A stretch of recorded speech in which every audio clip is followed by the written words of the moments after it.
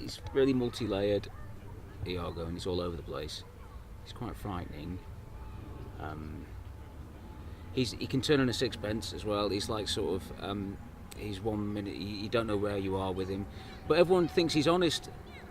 Millions of times in the play they refer to him as honest Iago, and they say honest this, honest that, honest Iago, but he's obviously not. I think he only tells about 3 lies in the whole play, though. He doesn't tell. What he does, he suggests and plants seeds all the time in people's heads and poisons them, and he's quite poisoned as well.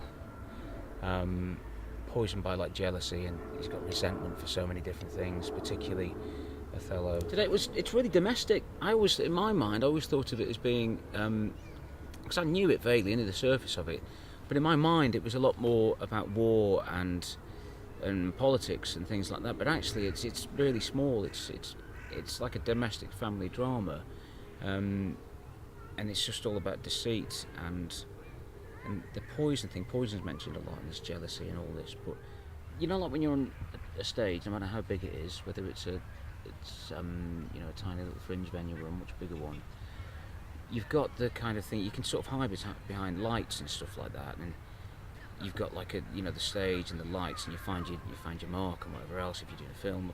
Here it frees you up actually.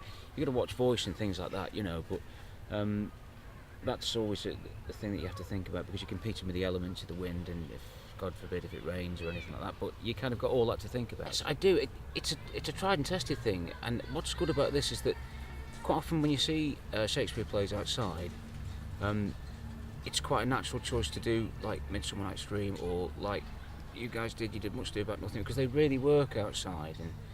But I think because this is so, as I said, domestic, and it's kind of quite an intimate sort of storyline, that's a challenge in itself. But also to see something, there's loads of laughs in it as well. It's also very funny, but obviously it's a tragic play. But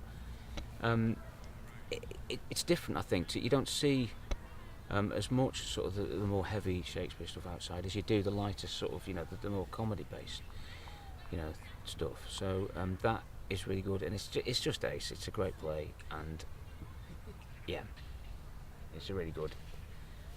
Yeah. It's dead good, and that's why they should see it.